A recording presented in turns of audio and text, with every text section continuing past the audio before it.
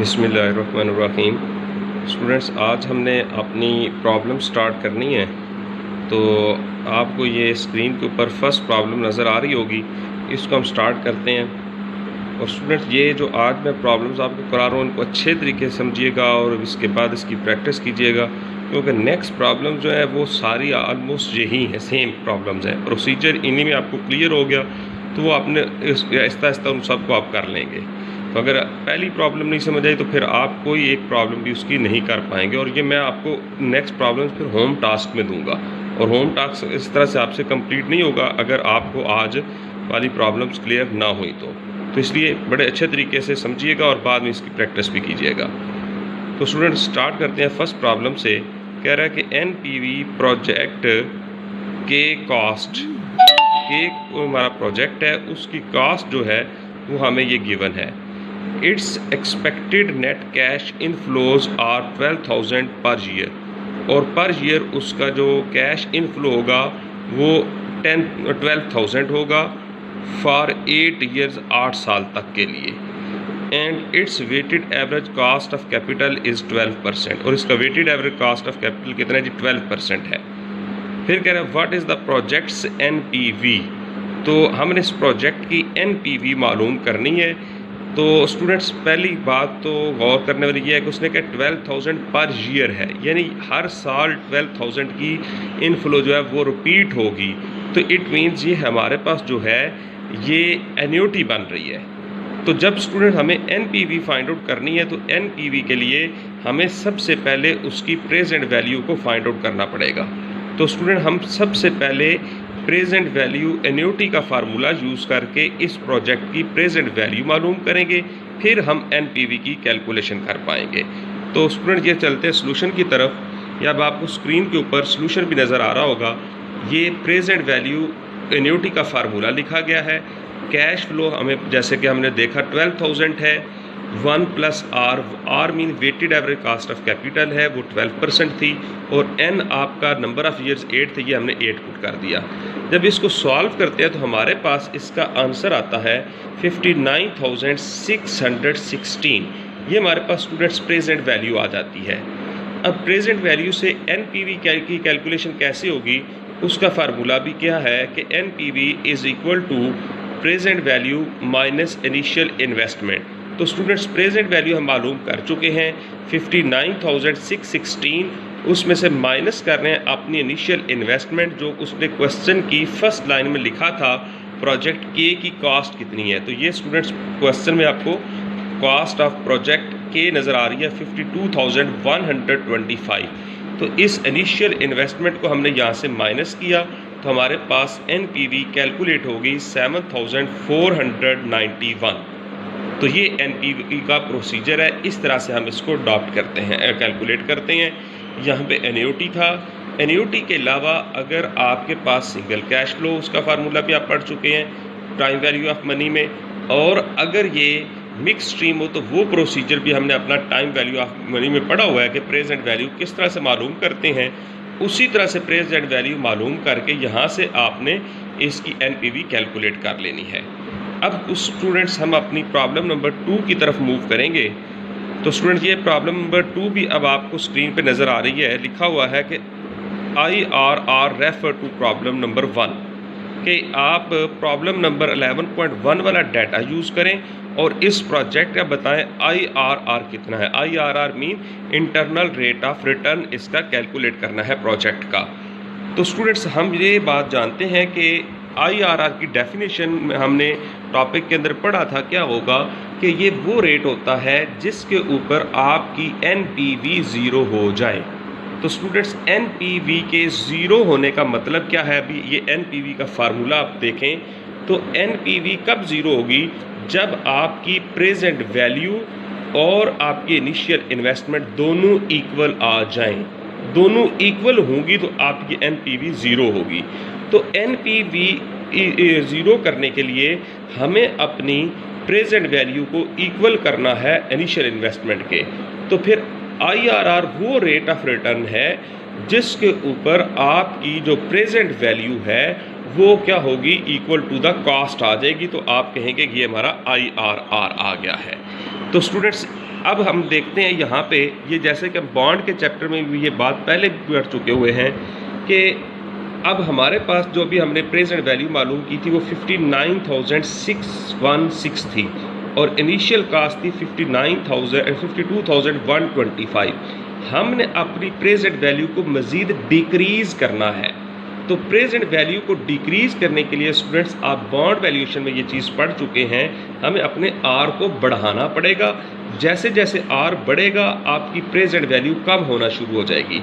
तो हम अपनी प्रेजेंट वैल्यू जो 59,616 है, जो कि 12% रेट के ऊपर कैलकुलेट की है, इसको लेके आना चाहते हैं 52,126 पे। तो हम इसके लिए अब 12 से हायर रेट ऑफ रिटर्न जो है उसको ट्राई करेंगे। तो स्टूडेंट्स, आप इसके बाद इसको 14 को ट्राई कर सकते हैं, 15 को ट्राई कर सकते हैं, 16 को ट्राई कर सकते हैं, जिसके ऊपर ये इक्वल आ जाएगी। एग्जैक्ट इक्वल नहीं, थोड़ा बहुत फ़र्क ज़रूर हो सकता है, उससे कोई फ़र्क नहीं पड़ेगा। तो आप वो रेट्स इस तरह ट्राई करेंगे और जिस रेट पे ये इक्वल आ जाएगी वो आपका IRR बन जाएगा। तो मैं इसमें डायरेक्ट 16% जो है वो ट्राई कर रहा हूँ। तो स्टूडेंट, फार्मूला वही है प्रेजेंट वैल्यू की कैलकुलेशन का, सिर्फ आर की जगह पर हमने 12% की बजाय 16% को ट्राई किया। तो 16% पे हमारी कॉस्ट प्रेजेंट वैल्यू आ रही है 52,123, जबकि कितने रुपीज़ का फ़र्क रह चुका है, सिर्फ 2 रुपीज़ का। तो स्टूडेंट, ये राउंड ऑफ की वजह से भी फ़र्क हो सकता है। तो यही हमारा वो रेट ऑफ रिटर्न है, IRR है, जिसके ऊपर हमारे पास हमारी प्रेजेंट वैल्यू इनिशियल इन्वेस्टमेंट की इक्वल हो रही है और इस वजह से हमारी NPV इसी रेट के ऊपर 0 हो जाएगी। तो मैंने नीचे उसको कंक्लूड कर दिया है, लिख दिया है कि at R is equal to 16%, R जब 16% है तो present value become equal to initial investment. तो इनिशियल इन्वेस्टमेंट के इक्वल हमारी प्रेजेंट वैल्यू हो चुकी है, जिस due to which NPV is 0, जिसकी वजह से NPV 0 हो जाएगी और जो हमारा रेट ऑफ रिटर्न है वो हमारा कितना आएगा, 16% है। IRR आपका 16% कैलकुलेट हो जाएगा। तो स्टूडेंट, अब ये प्रोसीजर है किसी भी प्रोजेक्ट की IRR को मालूम करने के लिए। हाँ, ये फ़र्क ज़रूर हो सकता है कि मिक्स स्ट्रीम होगी, एन्युटी होगी या आपकी सिंगल कैश फ्लो होगी। तो वो प्रोसीजर आप टाइम वैल्यू ऑफ मनी में पढ़ चुके हुए हैं। उसी तरह से प्रेजेंट वैल्यू मालूम करेंगे और यही सेम प्रोसेस आप अडॉप्ट करेंगे। तो इसके बाद स्टूडेंट्स, हम चलते हैं अपनी प्रॉब्लम नंबर 3 की तरफ। तो स्टूडेंट्स, दोबारा देखें, उसने वही बात की, रेफर टू प्रॉब्लम 11.1 कि दोबारा प्रॉब्लम नंबर 11.1 पे जाएं और उस प्रोजेक्ट के लिए MIRR कैलकुलेट करें। MIRR stand for modified internal rate of return. तो अब इसका modified internal rate of return हम कैलकुलेट करेंगे। तो स्टूडेंट, मैं डायरेक्ट प्रॉब्लम को सॉल्व करने से पहले शायद आपको एक दफ़ा रिकॉल करा लूँ, रिवाइज करा रहा हूँ कि मोडिफाइड रेट ऑफ रिटर्न क्या चीज़ होती है, ताकि आप लोगों को फिर रिकॉल भी हो जाए प्रीवियस उसका क्या उसकी डेफिनेशन थी या क्या कंसेप्ट था, फिर आपके लिए कैलकुलेशन आसान हो जाएगी। तो स्टूडेंट, ये इसकी डेफिनेशन भी लिखी हुई है, मैं यहाँ से इसको लेके चलता हूँ।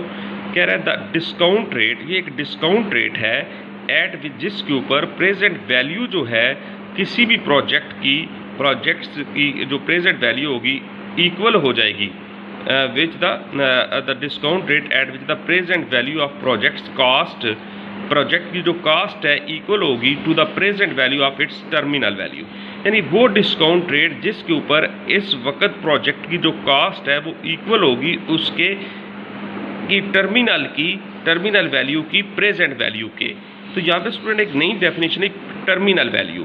तो टर्मिनल वैल्यू को उसने नेक्स्ट एक्सप्लेन किया हुआ है where the terminal value is found. अब टर्मिनल वैल्यू कैसे आती है, सम करने से, प्लस करने से, किसको, फ्यूचर वैल्यू को ऑफ द कैश इनफ्लोज, जो उस प्रोजेक्ट से कैश इनफ्लोज होंगे उनकी आप फ्यूचर वैल्यू कैलकुलेट करें और फ्यूचर वैल्यू को कैलकुलेट करके उसको सम करें तो वो जो आंसर आएगा वो उसकी टर्मिनल वैल्यू होगी।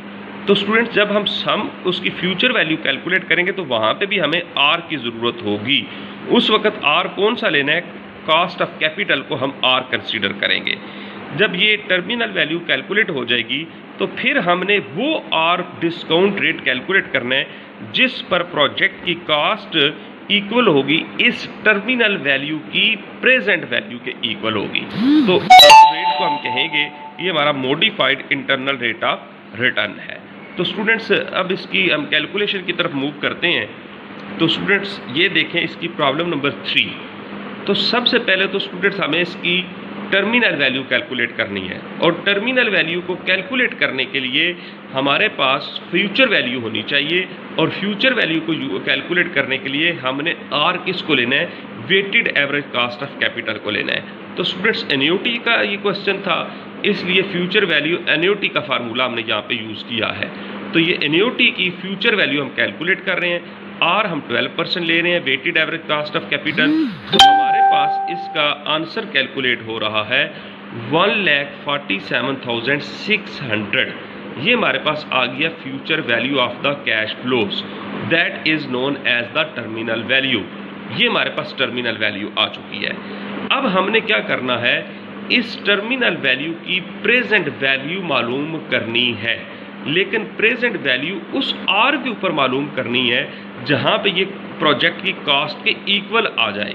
इसकी अब हमें कोई ऐसा आर सेलेक्ट करना है जहां पे जाकर इस फ्यूचर वैल्यू को जब हम डिस्काउंट करें, इसकी प्रेजेंट वैल्यू मालूम करें, तो वो कॉस्ट ऑफ द प्रोजेक्ट के इक्वल आए। तो स्टूडेंट्स एक चीज़ तो देखें कि जब आपने प्रीवियस अभी जब क्वेश्चन सॉल्व कर रहे थे 12% रेट के ऊपर, जब हमने इसका पहला प्रेजेंट वैल्यू मालूम करने को ही शुरू किया था, तो प्रेजेंट वैल्यू हमने 12% के ऊपर मालूम की थी, तो हमारे पास आंसर आया था 59,616। अब हमने इसको लेकर आना है 52,000 के ऊपर। अब उसके लिए हमें इसका मतलब है आर को बढ़ाना पड़ना, दोबारा से वही कंसेप्ट। तो हम यहाँ पे आर को बढ़ा के 12 से 14% ट्राई कर रहे हैं। तो स्टूडेंट देखें 14% के ऊपर हमारे पास इसका आंसर जब आया प्रेजेंट वैल्यू का, तो वो कैलकुलेट हो रहा है 51,742। तो जब कि इनिशियल इन्वेस्टमेंट है 52,152। इसका मतलब है कि हमारा जो आर है ये फिर होना चाहिए 14 से कम, 14 से कम होना चाहिए। अब अगर इसको 13% पे ट्राई करते हैं, तो 13% पे वैल्यू जो है वो फिर इनिशियल कास्ट से बढ़ जाती है। इट मीन्स हमारा जो आर है वो 13 से 14 के दरमियान लाई करता है। तो आप बेशक ट्राई करना चाहे तो आप 13.5 को ट्राई कर सकते हैं, नहीं तो ऑलमोस्ट हमारा जो है वो मॉडिफाइड आर जो है वो क्या होगा 14% का लाएगा। तो ये स्टूडेंट्स मेथड यूज़ करेंगे हम अपने जब भी मॉडिफाइड IRR को कैलकुलेट करेंगे। तो ये हमारे पास प्रॉब्लम नंबर 3 थी। तो अब हम चलते हैं अपने स्टूडेंट प्रॉब्लम नंबर 4 के ऊपर। 4 प्रॉब्लम में स्टूडेंट्स कह रहा है व्हाट इज़ द प्रोजेक्ट्स पे बैक। तो प्रोजेक्ट का पे बैक पीरियड आपने यहाँ पर कैलकुलेट स्टूडेंट्स करना है। तो स्टूडेंट ये देखें हमने इस का पे बैक पीरियड किस तरह से कैलकुलेट कर रहे हैं। पे बैक पीरियड स्टूडेंट्स वो टाइम पीरियड है जितने में आपको इनिशियल इन्वेस्टमेंट रिकवर हो जाती है, उस टाइम पीरियड को हम पे बैक पीरियड का नाम देते हैं। तो इसके लिए सिंपल आपने क्या करना है कि इनिशियल इन्वेस्टमेंट को एन्युटी की दफ़ा 12,000 जो कैश फ्लो से डिवाइड कर दें। तो हमने जब डिवाइड किया आंसर आया 4.34। तो इसका मतलब है कि हमें रिकवरी जो है अपनी इनिशियल इन्वेस्टमेंट की ऑलमोस्ट 4 ईयर में कंप्लीट हो जाएगी। तो हमारा पे बैक पीरियड बना इस प्रोजेक्ट के लिए 4 ईयर। तो ये अगर डेज में 4.34 ईयर्स लिख दें, लेकिन वो भी ठीक है, लेकिन ऑलमोस्ट यहाँ पे मैंने करके लिख दिया है 4 ईयर हमारा पे बैक पीरियड है। इसके बाद इसकी जो प्रॉब्लम नंबर 5 है वो उसमें कह रहा है कि आप इस प्रोजेक्ट के लिए discounted pay back period calculate करें। स्टूडेंट्स हमने पहले जो पे बैक पीरियड कैलकुलेट किया है वो किसकी मदद से किया है, कैश फ्लोज की मदद से किया है। जब हमने लास्ट टाइम जब थ्योरेटिकली पोर्शन डिस्कस किया था तो वहाँ पे हमने डिस्काउंटेड कैश पे बैक पीरियड के मतलब डिस्कस किया था कि ये वो पे बैक पीरियड है जो कैलकुलेट होता है with the help of present value. Present value की मदद से जो आपका पे बैक पीरियड कैलकुलेट होगा वो आपका डिस्काउंटेड पे बैक पीरियड कहलाएगा।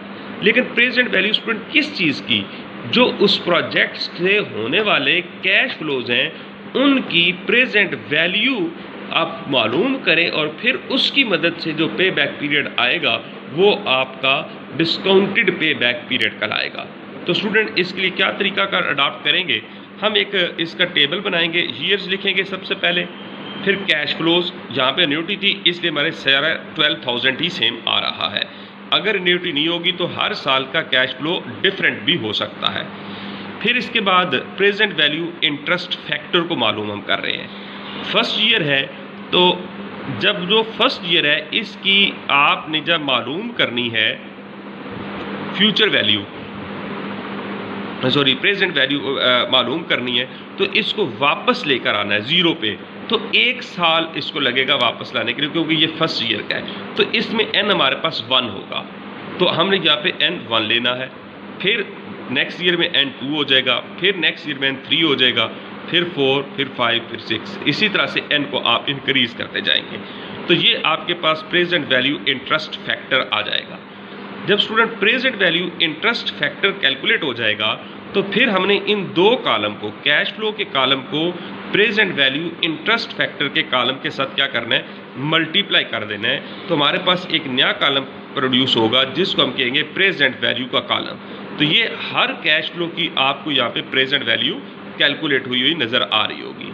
जब ये हमारे पास प्रेजेंट वैल्यू आ गई है, अब हमने कहा था कि डिस्काउंटेड पे बैक पीरियड वो है जो आपका कैलकुलेट होता है with the help of present value of the cash flows from that project. तो ये उन प्रोजेक्ट के कैश फ्लोज की प्रेजेंट वैल्यू आ चुकी है। अब इसकी मदद से डिस्काउंटेड पे बैक पीरियड किस तरह से कैलकुलेट करेंगे, इसके लिए स्टूडेंट हम एक और नए कॉलम की तरफ जाएंगे जिसको हम नाम देंगे अकोमोलेटेड कैश फ्लो का कॉलम का नाम देंगे। और साथ में हमने अपने माइंड में एक चीज़ रखनी है कि हमारी इनिशियल इन्वेस्टमेंट कितनी थी। तो स्टूडेंट वो हम जानते हैं कि हमारे पास इनिशियल इन्वेस्टमेंट थी 52,125 की। तो अब हम इसकी मदद से किस तरह से कैलकुलेट करेंगे, पहले तो ये देखें कि अकोमोलेटेड कैश फ्लो का कॉलम किस तरह से बनता है। तो स्टूडेंट्स पहले साल की वही अमाउंट आ जाएगी, यही कमोलेटेड कैश फ्लो होगा 10,716। नेक्स्ट ईयर के जब आप कमोलेटेड कैश फ्लो पे जाएंगे तो उसके लिए आपने पिछले साल के अकोमोलेटेड कैश फ्लो से कैश फ्लो के अंदर ऐड करना है इस साल की वैल्यू को, तो जो कितनी है 9567। इसको प्रीवियस 10,716 के कमोलेटेड कैश फ्लो में ऐड करें तो इस ईयर का आपके पास कमोलेटेड कैश फ्लो आ गया। अब इससे नेक्स्ट ईयर में चलेंगे तो इस कमोलेटेड कैश फ्लो को जो कि 20,283 आया है, इसमें इस साल की वैल्यू ऐड कर दें 7,626 को, तो ये आपके पास थर्ड ईयर का कमोलेटेड कैश फ्लो आ जाएगा। अब फोर्थ ईयर के कमोलेटेड कैश फ्लो के लिए थर्ड ईयर के कमोलेटेड कैश फ्लो में आप ऐड करें फोर्थ ईयर की वैल्यू को, तो आपके पास फोर्थ ईयर का कमोलेटेड कैश फ्लो आ जाएगा जो कि कितना बन रहा है 43,259। तो स्टूडेंट ये अभी तक हमारी इनिशियल इन्वेस्टमेंट की वैल्यू से कम है। हमने नेक्स्ट ईयर का जब कैलकुलेट किया फिर आंसर आया 49,338। ये भी हमारे पास इनिशियल इन्वेस्टमेंट की वैल्यू से अभी भी कम है। जब इससे नेक्स्ट ईयर का कैलकुलेट किया तो हमारे पास वैल्यू जो है वो आती है 54,766, जो कि हमारी इनिशियल इन्वेस्टमेंट की वैल्यू से ज़्यादा हो गया है। तो इसका मतलब है यहाँ पर आकर हमें अपनी इनिशियल इन्वेस्टमेंट रिकवर हो चुकी है। अब इससे प्रीवियस, इस साल को छोड़ देना है, इससे प्रीवियस ईयर काउंट करें कितने गुजर चुके। तो स्टूडेंट्स 1 2 3 4 5 6 ईयर में कंप्लीट नहीं रिकवरी हुई। 6 ईयर को के बाद 7 ईयर पे जब जाते हैं तो 7 ईयर के जब कैश फ्लो को ऐड कर रहे हैं तो हमारे पास इनिशियल वैल्यू से, इनिशियल इन्वेस्टमेंट से आंसर बढ़ गया है। इसका मतलब 6 ईयर में रिकवरी कंप्लीट होती है, लेकिन 6 ईयर पूरा कम नहीं होगा तो उससे पहले पहले हमें रिकवरी हो जाएगी। तो इट मीन्स हम ये यहाँ पे ये कह सकते हैं कि हमारे पास डिस्काउंटेड पे बैक पीरियड जो है वो 6+ ईयर्स पे मुश्तमिल है। 6 साल से ज़्यादा के ऊपर लेकिन 7 साल से कम के ऊपर हमारा डिस्काउंटेड पे बैक पीरियड आता है। तो ये स्टूडेंट हमारे पास प्रोसेस और प्रोसीजर है कंप्लीट कि किसी भी प्रोजेक्ट के लिए डिस्काउंटेड पे बैक पीरियड को किस तरह से कैलकुलेट किया जाता है। तो स्टूडेंट जितनी टेक्निक्स कैपिटल बजटिंग की हमने इस चैप्टर में स्टडी की थी ये सारी उसकी एक प्रैक्टिस है। तो इन चारों प्रॉब्लम्स को, 5 प्रॉब्लम्स को आप लोगों ने आज घर में प्रैक्टिस करना है। कोई प्रॉब्लम आता है व्हाट्सएप के ऊपर मेरे से शेयर कर लें, पूछ लें, तो इसको अच्छे तरीके से करें ताकि नेक्स्ट प्रॉब्लम्स जो है वो मैंने आपको होम टास्क में देनी है, वो आप उसको अच्छे तरीके से कंप्लीट कर पाएँ। अब क्योंकि मैं नेक्स्ट प्रॉब्लम सारी आपको नहीं करवाऊँगा क्योंकि ये सारा प्रोसीजर वही है, तो आप लोग खुद इसको करेंगे अब। तो ठीक है स्टूडेंट्स, आज के लिए हम यहीं पे स्टॉप करते हैं। तो इंशाल्लाह ताला नेक्स्ट हम कल अपनी नेक्स्ट प्रॉब्लम्स को सॉल्व करेंगे। ओके जी, अल्लाह हाफ़िज़, फ़ी अमान अल्लाह।